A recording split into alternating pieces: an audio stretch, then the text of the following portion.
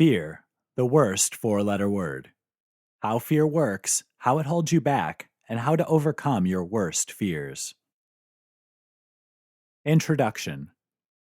You're walking along a dark, winding street on your way home from the bus stop. Suddenly, you sense rather than hear the presence of someone close behind you, matching your every step. Tiny hairs on your neck rise in a frosty chill that permeates your body. Fear has you in its grip. Quickly, you think about your options: fight or flight. You can stay and face the danger, or run as fast as you can to safety. It's a human feeling as old as time, and it's usually accompanied by a racing heart, rapid breathing, and muscles tensing. If we didn't have that innate ability to sense and react immediately to fear, the human race likely wouldn't have survived. Fear begins with a stimulus that's transmitted to the brain. How we respond to the fear triggers can be automatic or a series of communications that lead to action or thought. Unfortunately, fear is a product of our unconscious brain and the result of millenniums of scary past stimuli that we can't undo. But we can learn to control our fears. This book explores fear and how it can render us helpless or provide us with the positive stimulus we need to move on. Understanding fear and how it works is the first step in overcoming our fears. Then we can train our brains on how to react to certain things or situations. You'll also learn why fear is important to us. If we weren't afraid of anything, we might walk into oncoming traffic or swim with sharks. Fear can keep us safe, but it can also keep us from being and doing all we can be and enjoying life to the fullest. Certain fears can turn into phobias that may ruin our health and mental well-being. It's important to identify our fears, analyze them, and then decide whether they're real or not. Most fears that keep us from realizing success are unfounded. After we know that for sure, we can learn how to deal with them and move on. Certain people, some heroes and some men and women from humble or dire beginnings, have overcome tremendous fears to accomplish great and important things. This book will highlight some of them, and you'll learn how they worked through their worst fears and ultimately realized great triumphs. Franklin Roosevelt, who overcame many physical obstacles to become the 32nd President of the United States of America and led us through the darkest days of World War II, inspired a nation in his first inaugural address by facing the fear of war by saying, "The only thing we have to fear is fear itself." Don't be afraid of fear. Know it for what it is and move on to bigger and better things. Part 1. Understanding fear and how it works. The chemical components of fear amount to a chain reaction in the brain that begins with a traumatic stimulus that causes the discharge of powerful chemicals. These chemicals then cause your heart to race, the hairs on the back of your neck to rise, rapid breathing, and a tensing of the muscles. In that moment, you're either consciously or unconsciously deciding fight or flight. Do you stay and face the danger or run? What you decide depends on how dangerous the threat is and how you've been trained to deal with it. A mouse running across the kitchen floor may cause you to automatically leap up onto a chair, whereas the fear of speaking to a large audience of people may cause you to think through the fear and perform. Fear usually causes the automatic response. Billions of brain cells take over to process the information available through your sensory perception and trigger a response. Now, research scientists know that certain parts of the brain are the culprits to triggering responses to fear. These special sensory areas of the brain are the thalamus. It determines where sensory data that's gathered from parts of the body, such as the eyes, ears, skin, and mouth, is sent. The thalamus is in charge of audio and visual signals, motor control, and sleep and waken states, and it sends those stimuli to the cerebral cortex. The hippocampus is an area of the brain that's part of the limbic system that mainly controls your memories and emotional makeup that could cause disorientation. It consists of mirror image halves on the right and left areas of the brain. Studies indicate that the hippocampus is one of the first areas of the brain to appear damaged in Alzheimer's disease. Hypothalamus, an extremely important part of the brain that initiates automatic responses such as fight or flight. It's small, about the size of an almond, and it controls the nervous system. It also controls hunger, thirst, sleep, and body temperature. The sensory cortex serves as an interpreter for the sensory data that the brain collects from all parts of the body. No area of the body is immune to the receptors of the sensory cortex. This intricate system picks up reception from the skin, skeletal muscles, bones, joints, organs, and cardiovascular system. As you can see, you can't avoid the brain's sensory receptors, which collect the data that can create fear unless one or more parts of the body are damaged. Even then, other receptors in other parts of the body become more acute to make up for the damaged area. For example, a person who is blind may develop excellent audio receptors that surpass what sighted humans can hear. All of these physical reactions to outside stimulus alerts the brain to danger and creates a fight or flight fear response. Perceived versus actual fear. The process of creating fear isn't a conscious reaction that we can always control.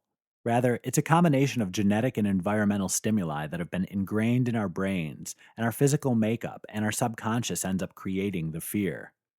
There are a couple of different ways that people react when fear happens. One is to react immediately and risk overreacting to a situation that isn't really fearful.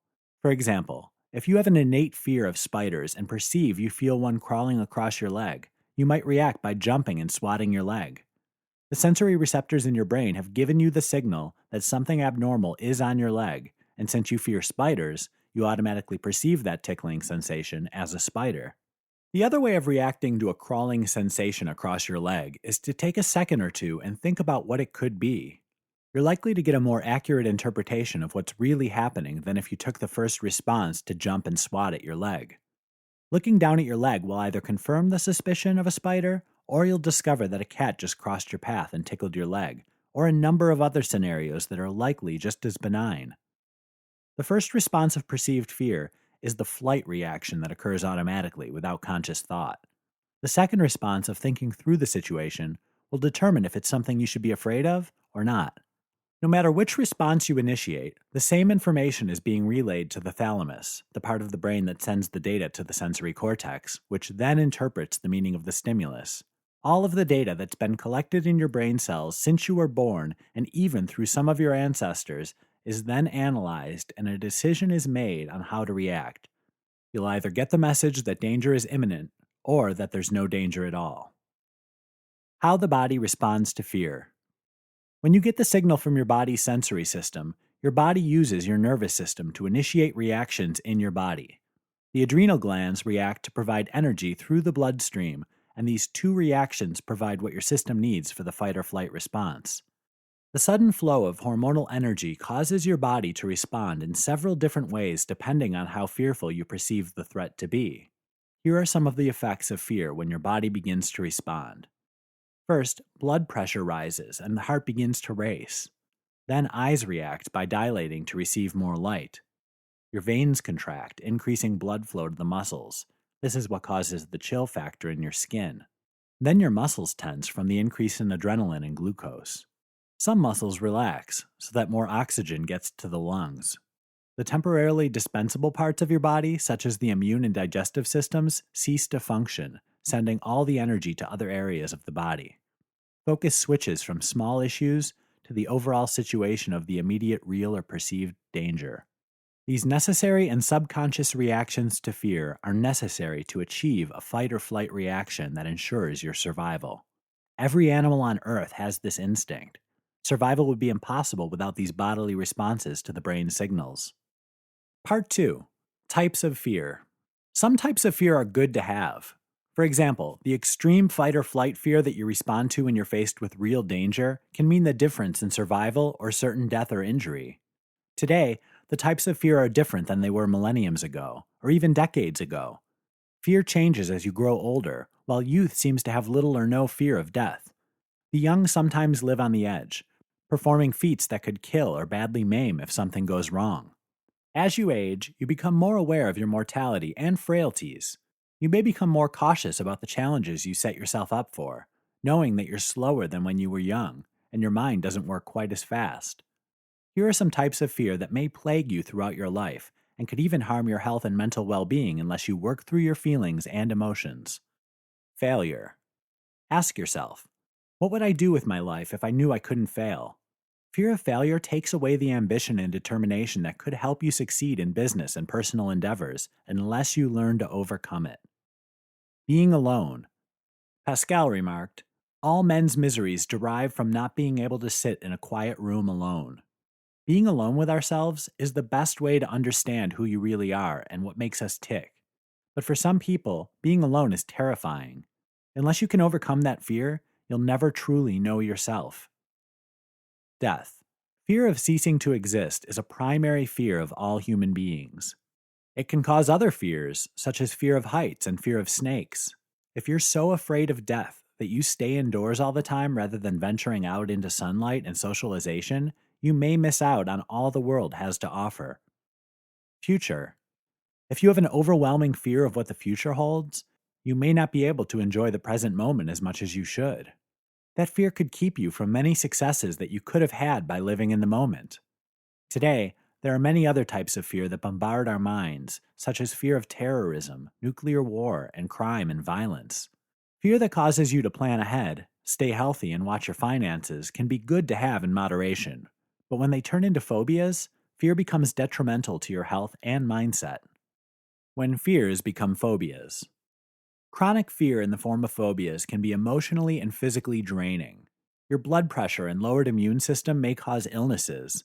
Plus, being fearful all the time can interfere with having a satisfying lifestyle. If you have a fairly unimportant fear, such as jumping out of an airplane, it probably doesn't interfere too much with your daily life. You'll only have to confront the fear if you're flying and have to jump from the plane. Other fears aren't so inane. Phobias develop when you become afraid of the fear itself. Phobias vary in intensity from person to person. Some obsess about their fears, while others may have problems with it at certain points of their lives, or only when certain triggers cause the phobia to become severe. Phobias come in all shapes and sizes. Among the most odd phobias include cyanophobia, fear of frogs; coulrophobia, fear of clowns; verbophobia, fear of words; euphobia, fear of hearing good news; and panophobia, the fear of everything. With a phobia, you may change your life to avoid the triggers. You may develop depression, sleeping problems, anxiety issues, and other health-threatening symptoms. If you think you may have a phobia, it's important that you make a connection with a counselor or health professional who's experienced in dealing with phobias. The professional should be able to make a correct diagnosis and be able to start you on a treatment plan to alleviate the symptoms of the phobia right away. Treatments for phobias may range from cognitive and behavioral methods to high-tech methods such as virtual reality. Part 3. Identifying your fears. When fear begins to interfere with your life and you suspect it's holding you back from accomplishing all you could be, it's time to identify the fears and work toward eliminating them from your life, or diminishing them so much you don't even know they're there most of the time. Even though your fears seem to be different, there are common threads that usually link them. For example, making a public speech may stem from your fear of rejection, or of not being able to deal with what you're dealt in life. The underlying fear behind the emotions you're dealing with is fundamental to all of us. When we worry about our fears unnecessarily or obsess about them, it's time to identify them for what they really are and from where they originated. After you identify and isolate your fears, study them carefully to discover if they're unfounded or not. Defeating your fears can help to build your self-esteem and set you on a life path of overcoming all obstacles that stand in your way. Unfounded or real, know your fears for what they really are. If you're like most of the population, you probably have many fears. If you try dealing with them one at a time, it will be exhausting, so knowing which fears are real and which are imagined is helpful. Dealing with fear on a constant basis is grueling and tiring. It rules your life and your every thought. A real fear might be one where you're afraid when you see a big dog or dogs. Somewhere along the line, you had an experience or an innate fear with dogs. An unfounded fear might be one where you're afraid of rejection. This fear may carry over to other fears, such as growing older, more wrinkles, social insecurities, and fear of losing your looks. When you identify your fears, notice in particular if most are unfounded. You may have had one or two experiences where you were rejected, and that hurt you very much. But you've likely had some good experiences too, and a group of friends who can validate that you're a pleasure to be around. Fear is often said to be false evidence appearing real. These types of fears can become overwhelming because you don't understand why they appear so real to you. You can become frustrated with your lack of understanding and keep repeating the fear cycle. The outcome of an uncertain situation may be feared because we can't predict or control it. Some people don't want to handle a snake because they're afraid they'll get bitten. while others have the confidence to keep them for pets. If you fail to identify your fears, they may become self sabotaging and you may not realize what effect they're having on your life.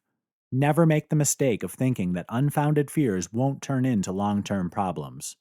Learn all you can about your particular fears and decide whether they're founded or not. Knowledge about your past fears that may have originated in childhood and carried on into adulthood can help you determine what action to take to rid them from your life. How to gain knowledge about your fears. It's probably becoming clearer now that the lack of knowledge or understanding about a situation, person, or feeling can lead to fear.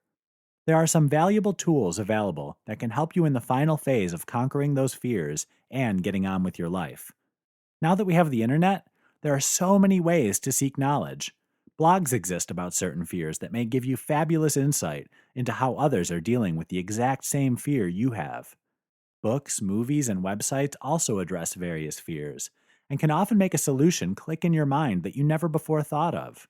One especially helpful biographical movie that can help if you're afraid of public speaking is The King's Speech, a moving story about how King George V of England overcame his stuttering speech impediment and gave one of the greatest speeches in history. You may need to develop behavior patterns and different ways of thinking that can help you overcome the fears that are playing significant roles in your life. Biographies of those who have overcome fear can give you the courage you need to work through your own fears. Strategies, examples, and insights into every type of fear you can imagine can become extremely effective in providing you with the tools you need to conquer fear and keep moving forward with your life. Part 4 of this ebook will discuss how to develop strategies for dealing with fear, learning from past fears that have held you back, and how to move on to bigger and better things in your life. Part 4. Facing Fear and Moving On. After you've identified and faced your most destructive fears, it's time to develop strategies for moving on in your life. It may be interesting to note that your subconscious brain doesn't recognize the difference between reality and your imagination. That fact can be scary if left alone to tell you all sorts of things that aren't true, but it can work to your advantage if you know how to imagine your way out of certain fears. In other words, you're tricking your subconscious brain to create an experience that will override your fear. When you repeat the process of imagining a good outcome of a situation that involves a fear, you build on what's real and what knowledge you have to create that reality in your subconscious. Be sure to make the imaginary experience as real as you can by feeling emotion and by using other sensory receptors that make it even more real. How fear can help you grow. Fear doesn't have to be all bad. It can be a touchstone to make real and positive changes in your life. What has caused debilitating loss of energy and a roller coaster of emotions can actually become perfect opportunities for growth and progress. When you face your worst fears, you realize how they're holding you back. Opportunities simply pass you by when you're so afraid of doing something that you do nothing. It may be opportunities with people, situations, or personal growth that can be yours when you learn to work through the resistance that fears cause. Extreme fears can also cause insecurities that will haunt you day and night until you learn to cope with them. It can cause loss of self-esteem, which can lead to depression, isolation, and other problems that can sabotage your life. As soon as you feel more secure about your emotional well-being, you feel more like facing life's challenges and experiencing personal growth. You'll feel more like meeting people and socializing, which can open many doors in your life. Here are some ways that fear can help you grow. Destructive behaviors are also a result of your fears. If you've experienced procrastination, neglect even the most basic of responsibilities, and doubt yourself at every turn, you probably have a fear linked to success. Many people fear success. That would mean change, and fear of change and being unworthy or unprepared can turn you into a tailspin of fear unless you prepare by working through those fears and turn them around. Intellectual, emotional, and decision-making abilities are sometimes impaired by fear because it won't let you move outside of your comfort zone and experience new ways of doing and thinking. You'll never live life fully if you can't open yourself up to challenges that can help you grow. Since fear is usually irrational, you won't make good decisions if you let the fear tie you down and narrow your perspective of a situation. It's like trying to keep on the road in a blinding snowstorm. When you remove the fear, you remove the reason that kept you from going 5 miles per hour in the snowstorm. The road ahead will be clearly mapped, and you can move on full speed ahead. Motivation is what keeps us going, searching, learning, and taking chances. When you identify and face the fears that keep you from being motivated, you'll remove the obstacle that keeps you from full enjoyment of life. Fear may also help you grow if you can work through the fears that keep you from being motivated. You can condition yourself to turn hopes from futile to hopes for the future. Motivation can be the catalyst that spurs you on. Fear may have been keeping you from taking responsibility for yourself and your actions or lack of action. Defeating the fears that are causing you to miss life's opportunities for happiness and success will make you even more secure in your conquering abilities. Defeating your worst fears. You don't have to be afraid of fear anymore. No matter what your fears, there are plans in place to cope with them. Strategies that help to deal with fear. Build your self-esteem. When you think highly of yourself, there's hardly anything that will get you down permanently. Whatever fear you're harboring will become dimmer in nature when you know you have the ability to cope with any problem you're handed. Interrogate yourself. After you've identified and isolated your worst fears, ask yourself a series of questions about them that are designed to help you understand them more. Questions such as, what's the worst that can happen? And what can I do to minimize this fear? Are good questions to paring down the fear to a manageable size. Do what you're afraid of. A lot has been written about overcoming fear just by doing it. If you're afraid of heights, climb a mountain. If you're afraid of sharks, swim with them. That's also true about what we fear in our everyday lives. If you're afraid of public speaking, join a Toastmasters club. Doing what you're most afraid of will make you feel more capable and less frightened. Use visualization. Sports enthusiasts, especially Olympic contenders, often use visualization techniques to help them exceed their limitations. Visualization can help you overcome fear by imagining how you cope with the fear before it becomes a reality. Take small steps. Fear can feel like an ominous cloud hovering over your life. You can't wipe out years of fear and possible genetic reasons why you fear in a day. It will take time and strategy to convince your subconscious that you're not afraid of whatever it is holding you back from experiencing life to the fullest. Relax. Worrying and fretting about your fears will only exacerbate the emotions involved. Learn how to relax, whether by reading books, taking a class, or speaking with a counselor. When you learn about how to relax your mind, you'll also be learning how to turn your thoughts into less fearful ones. Take control of your life. Fearful people are usually pessimistic, and that powerful force of fear can be like a huge boulder on your back. You're less likely to break out of a job you hate, less likely to find love, and a myriad of other obstacles that keep you from being truly happy. When you confront your fears and take back control, you'll likely be surprised that the worst you thought could happen doesn't. If fear in any form is holding you back from developing key skills that could help you reach an ultimate goal in life, you owe it to yourself to explore that fear and take steps to deal with them successfully, once and for all. Learning from past fears. Amazingly, many of us need fear to get ahead. A crucial deadline or upcoming test can really get you going, and the adrenaline rush you get from the moment is enough to spur you on. Others may become paralyzed by that same fear and unable to function as we should to get the job done. No matter which example fits your personality, fear usually affects how we perform. If you get a job done at the last minute, it probably won't be the quality it would if you'd spent more time on it. Not doing the job at all because you were paralyzed by the fear can be even worse. It could cost you your job or cause others to suffer. This type of fear usually comes from something that happened in your past that makes you repeat the pattern over and over. If you think that fear is sabotaging your efforts to succeed, it's time to take a look at how past fears are still haunting you and holding you back. Here are some past fears that you'll want to consider working on if you're to enjoy future success. Fear of learning. You may have learned to fear learning when you were in school and thought you had to master the subject to get good grades. Now that you're older, learning something new may cause fear that you'll never be able to learn enough to get it right. You need to realize that sometimes a short lesson can help you grow and gain a good understanding of a subject. Try different approaches.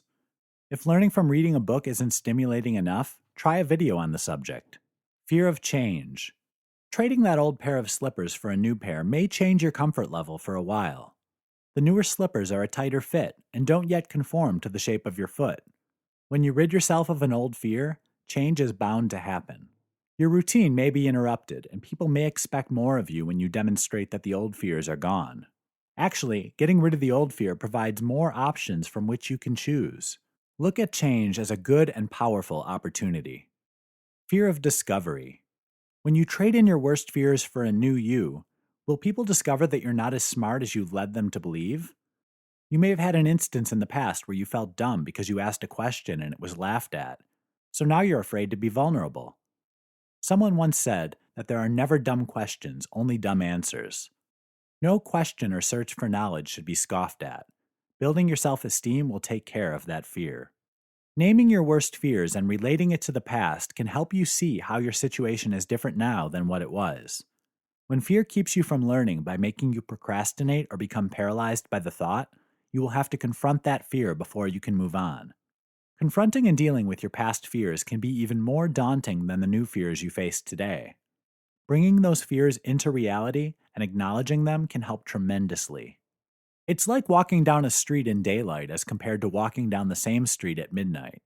Menacing shadows and sounds can create fear in your mind during the dark hours, whereas shedding light on the same street can help you see it for what it is: nothing. Exploring the origins of your fears may help you to overcome the ones you now face. For example, if you had parents who were negative in their language patterns, you may have grown up thinking thoughts of, "I can't," and may still be afraid that you won't be able to do certain things. Sometimes parents scare children, thinking it's funny or perhaps thinking it will shield them from danger. If you had parents who made you fearful of certain things, you're likely still scared of them. It will take work and time, but you can rid yourself of these annoying and sabotaging fears and become the person you were meant to be. Part 5. Lessons from Fearless Leaders. One of the best ways to learn anything is from the experiences of others. There have been extraordinary leaders, entrepreneurs, and celebrities who have overcome odds that you will likely never face to become over-the-top successes. These are people who, for one reason or another, experienced adversities and trauma throughout their lives, but lived to overcome them and reach heights that made them famous. Here are a few of those fearless leaders and celebrities who we can learn from. George Washington, the first president of the United States and a fearless leader during the Revolutionary War. Washington had a serious fear of being buried alive. Actually, his fear may not have been unfounded since medicine was so primitive then and people were in danger of being buried while still alive. But he didn't let that fear bother him when he rode into bloody wars that could mean his death. Richard Nixon, 34th President of the United States, Nixon was deathly afraid of hospitals. When he suffered from a dangerous blood clot in 1974, he was able to overcome the fear and seek treatment in a hospital. Napoleon Bonaparte. Many powerful men are afraid of cats, and Bonaparte was no exception. Among others of the infamous category are Hitler, Julius Caesar, and Mussolini.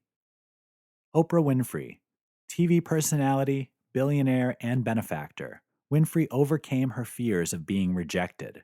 She was born in poverty and told over and over again that she would never become a television personality because of her looks and her race.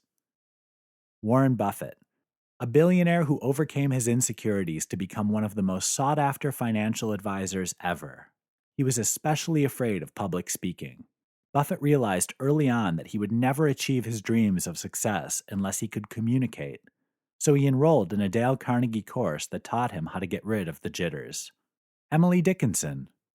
Fear of failure had Dickinson paralyzed in her writing abilities. With encouragement and self-analyzing, Dickinson was able to overcome her fear and publish some of the most beautiful poetry ever written. Marie Curie. Becoming a successful woman was rare in the days that Marie Curie worked as a scientist. She managed to overcome her fear of presenting her ideas and disregarding the jeers and doubts of others to become a successful scientist. Failure because of fears were not an option to those men and women who succeeded despite horrific odds and fears that made it difficult for them to proceed with their aspirations and dreams. Don't have unrealistic expectations. You can't expect to undo a lifetime of fear in one attempt. If you have a fear of taking tests, it's unlikely you'll do exceptionally well on the next one you take, even though you know the fear is unfounded and you are prepared. It will take work on yourself and possibly many attempts before you become successful. The important fact is that you're working toward overcoming the fear and not letting it stop you in its tracks. Many famous and highly successful people were passed over for jobs, failed in athletic pursuits and businesses before they hit the jackpot that took them over the top. If they had let their fears and insecurities rule, they would have never discovered what it takes to win. Don't expect perfection either. You can attempt to do something and have it fail without losing your drive to keep going. There is room for mistakes when you're learning something, so don't be afraid to fail at those first attempts. Your fears may seem insurmountable right now, but making a life-changing decision to overcome that which you fear and sticking to it can turn your world around. Embrace those challenges and look forward to life on the other side. Success.